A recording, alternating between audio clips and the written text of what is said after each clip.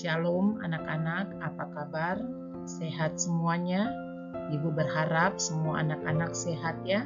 Sebelum kita akan belajar agama, kita akan berdoa dan Ibu akan berdoa untuk anak-anak.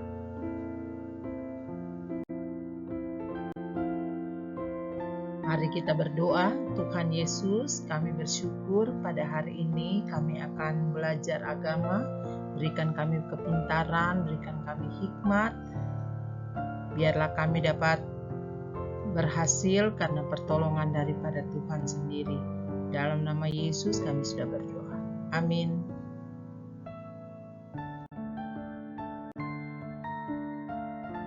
Bab 4. Manfaat ibadah. Pembacaan Alkitab kita terdapat di dalam Yohanes 15 ayat 1 sampai ayat yang ke-8, 1 Timotius 4 ayat 6 sampai ayat ke-10.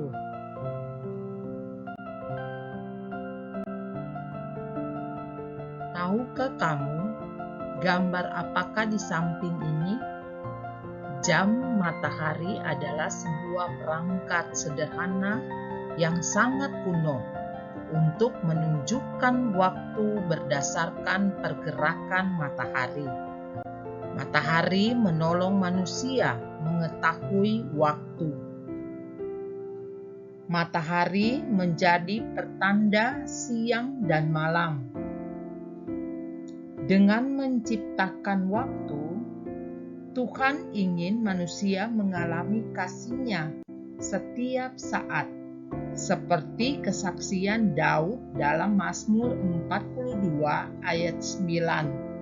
Tuhan memerintahkan kasih setia-Nya pada siang hari, dan pada malam hari aku menyanyikan nyanyian suatu doa kepada Allah kehidupanku. Tuhan tidak hanya menciptakan matahari, melainkan juga berbagai ciptaan lainnya untuk menolong kehidupan manusia.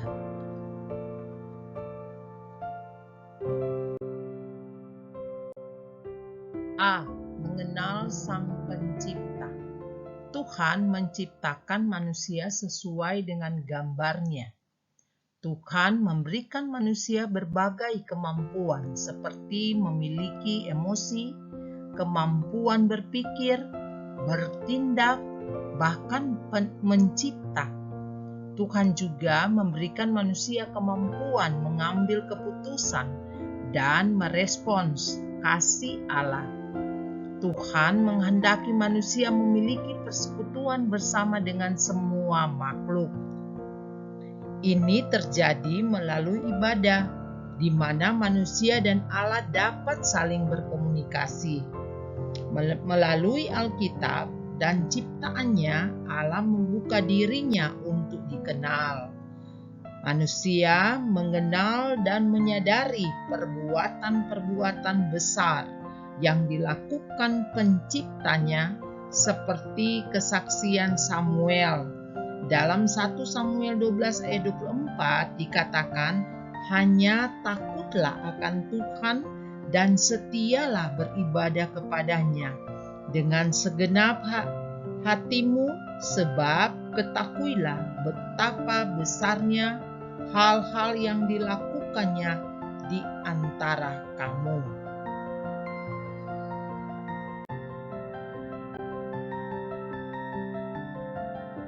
B. Mengenal perbuatan-perbuatan Tuhan yang ajaib.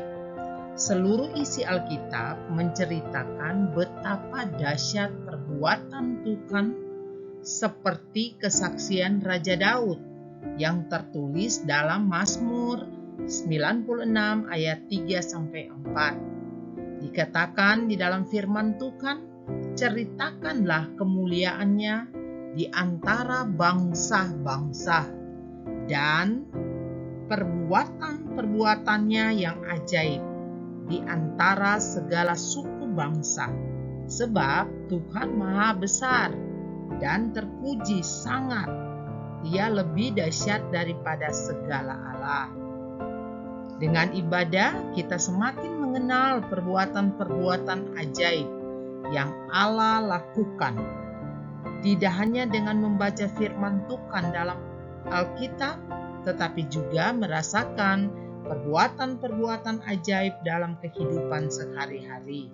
Jadi, ibadah menolong kita untuk tetap memiliki iman terhadap Allah yang dahsyat yang telah menciptakan kita. C. Melayani Allah. Tuhan berkata, Tuhan menciptakan manusia agar mereka menikmati kekayaannya dan dengan tulus mengasihinya. Dengan cara ini, manusia akan hidup dalam terangnya. Tujuan manusia diciptakan Allah adalah untuk melayani Allah dan sesama. Dalam ibadah, manusia menyembah dan memuji Tuhan. Tugas manusia pertama seperti yang dicatat dalam kitab Kejadian adalah Allah ingin manusia beranak cucu dan bertambah banyak, memenuhi bumi dan menaklukkannya. Allah memberikan manusia di bumi beserta isinya untuk dijaga manusia. Memenuhi tugas dan tanggung jawab yang diberikan Allah adalah melayani Allah. Apapun yang kamu kerjakan dalam rangka memelihara alam beserta isinya, disitulah kamu melayani Allah. Namun bukan hanya memelihara alam beserta isinya, melayani Allah juga dilakukan dengan melayani orang yang memerlukan. Sebagai pengikut Kristus, kita memiliki misi untuk memberitakan Injil kepada semua orang.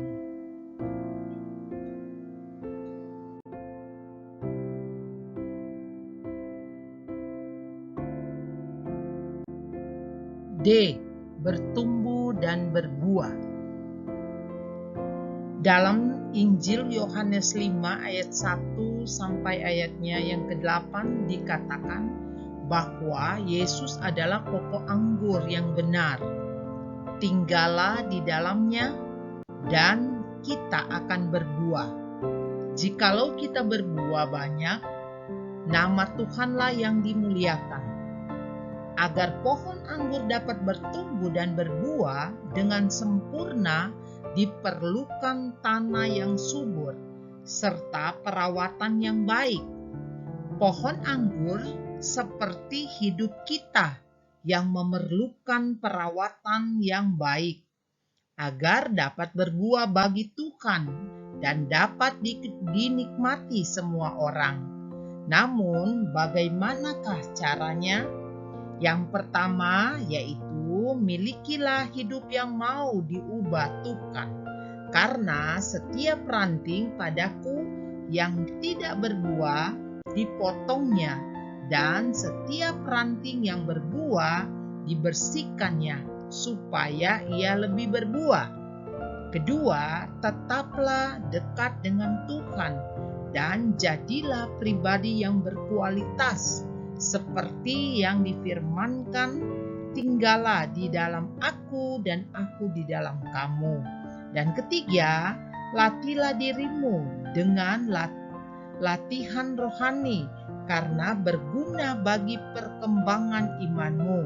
Caranya adalah dengan rajin beribadah, disiplin dengan waktu bersama Tuhan atau saat teduh, dan berkomitmen untuk menjadi pengikut Kristus yang setia. Jadi di dalam Alkitab diceritakan bahwa Yesus adalah pokok anggur. Yesus diibaratkan seperti pemilik kebun anggur, dan kita muridnya adalah pohon anggur yang menghasilkan buah, supaya buah yang dihasilkan dapat berbuah manis, lebat, dan dinikmati setiap orang. Jadi pohon anggur membutuhkan perawatan yang baik dari pemiliknya.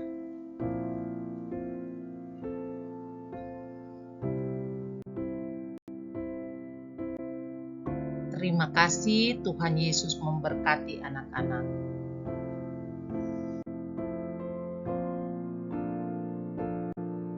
Mari kita berdoa. Tuhan Yesus, kami bersyukur karena Tuhan sudah memberikan kami kesempatan di mana kami bisa bersekolah, kami bisa belajar, menyiapkan bekal untuk masa depan kami. Tuhan Yesus berkati kami, mampukan kami, dan beri kami keberhasilan. Biarlah nama Tuhan dipermuliakan. Dalam nama Yesus kami sudah berdoa. Amin.